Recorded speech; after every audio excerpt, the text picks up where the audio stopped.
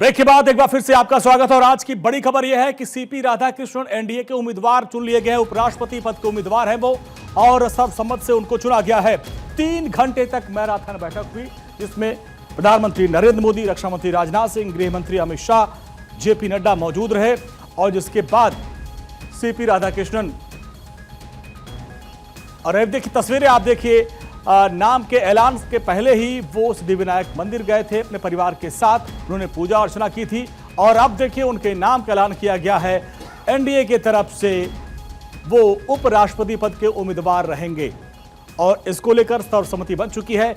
अब एक और बैठक होगी एनडीए के तमाम साथी दलों के साथ और उनसे भी चर्चा की जाएगी। हालांकि उनसे औपचारिक तौर पर सहमति ले ली गई थी, जिसके बाद बाकायदे एक प्रेस कॉन्फ्रेंस की गई और जेपी नड्डा ने उनके नाम का ऐलान किया, उनके बारे में विस्तार से बताया कि किस तरीके से अभी वो महाराष्ट्र के राज्यपाल हैं, इसके पहले वो झारखंड के राज्यपाल थे और कई और राज्यों में प्रभारी वो रह चुके हैं और लगभग 40 साल का सियासी उनका सफर रहा है और आरएसएस से जुड़े रहे और जनसंघ के बाद बीजेपी जुड़े और वो आरएसएस और बीजेपी दोनों को बहुत अच्छे तरीके से समझते हैं और ऐसे में एक बड़ी जिम्मेदारी अब उनके ऊपर आई है।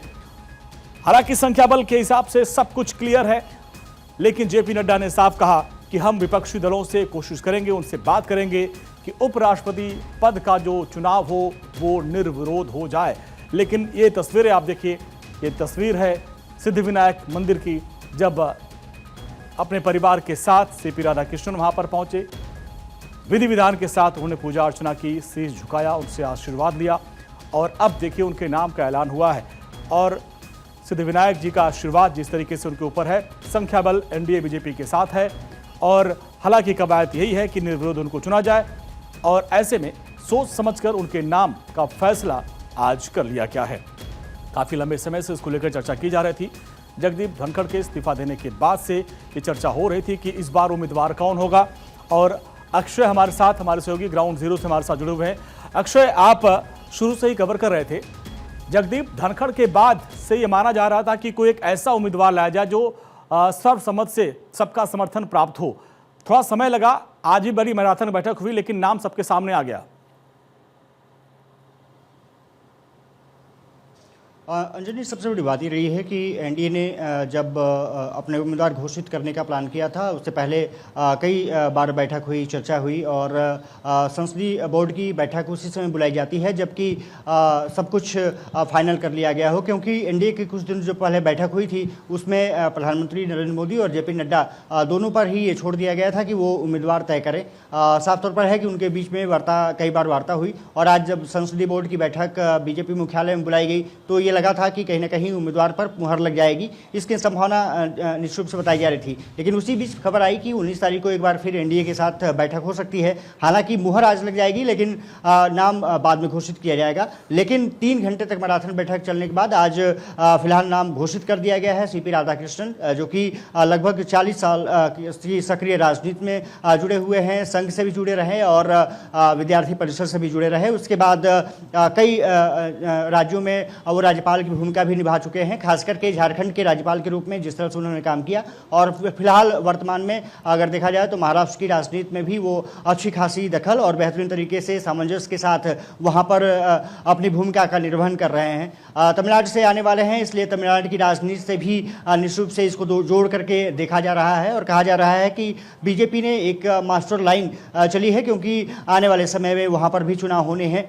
26 में वहां पर चुनाव संभावित है। ऐसे में वहां की राजनीति के लिए भी बीजेपी ने एक मास्टर स्ट्रोक चला है। अब देखना दिलचस्पी होगा कि वहां के लिए कितना ये होता है, लेकिन कहीं ना कहीं अगर एनडीए की बात करें तो कोशिश ये रहेगी कि सर्वसम्मति से चुनाव कराया जा सके, विपक्ष का सहयोग लिया जा सके। इसीलिए कहा जा रहा है कि लगभग 3-4 नेताओं की जो महत्वपूर्ण भूमिका संगठन में निभाते रहे, खास करके सुनील बंसल महासचिव हैं, विनोद तावड़े महासचिव हैं और बिहार में उनकी भूमिका काफी समय सक्रिय रूप से मानी जा रही है। तो वहां के सांसदों की समर्थन लिया जा सके और साथ ही साथ विपक्ष का भी समर्थन लिया जा सके। इसलिए कोशिश ये की जाएगी कि निर्विरोध निर्वाचन किया जा सके। लेकिन क्या इंडिया ब्लॉक समर्थन करेगा? हालांकि ये तय माना जा रहा है कि इस चीज़ को कहीं ना कहीं जो डीएमके है, एमके स्टालिन है, वो समर्थन कर सकते हैं, क्योंकि मामला तमिलनाडु से जुड़ा हुआ है।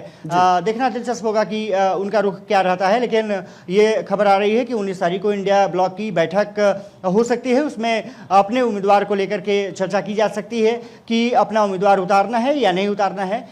सबसे बड़ी बात यह है कि खड़गे के नेतृत्व में वो बैठक होगी और सभी प्रमुख दलों को उसमें बुलाया गया है। फिलहाल बैठक अब यहाँ खत्म हो चुकी है, लेकिन अब कवायद यही शुरू होगी कि एक तो नॉमिनेशंस कैसे फाइल किया जाए। 21 तारीख को नॉमिनेशन होना है, तो वहाँ पर ये कहा जा रहा है कि एनडीए के सभी जो मुख्यमंत्री होंगे, जो उप मुख्यमंत्री होंगे, उनको बुलाया जाएगा। भारी लाव लश्कर के साथ 21 तारीख को नॉमिनेशंस सीपी राधाकृष्णन का एनडीए उम्मीदवार के रूप में उपराष्ट्रपति पद के लिए किया जाएगा। और उस पर कहीं ना कहीं एक कोशिश होगी कि विपक्ष को भी एक संदेश दिया जा सके कि अगर निर्विरोध निर्वाचन होता है तो एक चीज आपने देखा होगा कि सीपी राधाकृष्णन जी, चाहे वो बीजेपी एनडीए शासित राज्य हो या फिर विपक्ष के जो राज्य हैं, वहां पर वो राज्यपाल के तौर पर है। खासकर झारखंड का आपने जिक्र किया, तो झारखंड में हमने देखा कि सरकार के साथ सामंजस्य बनाने की कोशिश करते थे। जहां जरूरत पड़ती थी वहां पर वो नरम गरम दोनों रवैया अपनाते थे। कई बार कड़क रवैया भी अपनाने के लिए वो जाने जाते हैं। निश्चित रूप से सबसे बड़ी बात यह है कि क्योंकि लंबा अनुभव रहा है और क्योंकि वो सांसद भी रह चुके हैं, तो संसदीय गरिमा को भी जानते हैं। राज्यपाल रहने के साथ साथ वो जो संवैधानिक संस्थाएं किस तरह से काम करती हैं उसके बारे में भी विस्तृत से जान सकते हैं। कई प्रशासनिक पदों पर भी रह सके हैं। क्वायर बोर्ड के वो चेयरमैन के रूप में काम कर चुके हैं। तो प्रशासनिक के साथ साथ राजनीतिक अनुभव भी है और संवैधानिक अनुभव भी है कि किस तरह से सदन को चलाया जा सकता है, किस तरह से सरकार को संदेश दिया जा सकता है। ये कहा जा सकता है क्योंकि उपराष्ट्रपति का पद एक तरफ से देखा जाए तो सेरेमोनियल पद होता है, क्योंकि उपराष्ट्रपति का जो सक्रिय भूमिका नजर आती है वो राज्यसभा में चेयरमैन के रूप में होती है। वहाँ सबसे ज़्यादा इंपॉर्टेंट रहेगा कि किस तरह से पक्ष को लेकर के चला जाए, विपक्ष को लेकर के चला जाए। वहाँ पर महत्वपूर्ण भूमिका निश्चित रूप से उस सीपी राधाकृष्णन को निभानी होगी, और क्योंकि निभा भी सकते हैं, क्योंकि संसदीय अगर लोकतंत्र की बात करें तो वहाँ भी उन्होंने तमाम जगहों पर काम किया है। सांसद के रूप में भी काम किया है और 2 बार सांसद रहे हैं। तो ये कहा जा सकता है कि लैंग्वेज अगर बैरियर ना आए तो निश्चित रूप से वहाँ की जो भूमिका होगी वो काफ़ी महत्वपूर्ण होगी, क्योंकि जिस तरह से सदन में संग्राम चला है, आप देख रहे हैं कि सदन लगातार चलता रहा है, लेकिन वहाँ पर बाधा बहुत ज़्यादा हुई है और खास करके विपक्ष का रवैया महत्वपूर्ण हो जाता है। अगर विपक्ष का सहयोग राधाकृष्णन को मिलता है तो निश्चित रूप से उनका टेन्योर बहुत बेहतर तरीके से आगे बढ़ सकता है। अन्यथा जिस तरह से अभी स्थिति चल रही है सदन में, वो एक बड़ी चुनौती सीपी राधाकृष्णन के सामने होगी। अंजलि, और बिल्कुल अक्षय, ये चुनौती का सामना करना पड़ेगा। हमने देखा था जगदीप धनखड़, जिनके खिलाफ पिछली बार में आपने देखा होगा कि लोग सदन के बाहर जो है गांधी जी की प्रतिमा के सामने अनशन पर बैठे थे, धरना प्रदर्शन कर रहे थे, उनकी मिमिक्री की जा रही थी, और जब उन्होंने इस्तीफा दिया तो सिंपैथी जताई जा रही थी। तो ऐसे में सीपी राधाकृष्णन के सामने भी चुनौती होगी कि वो सदन को सुचारू रूप से कैसे चला पाएंगे।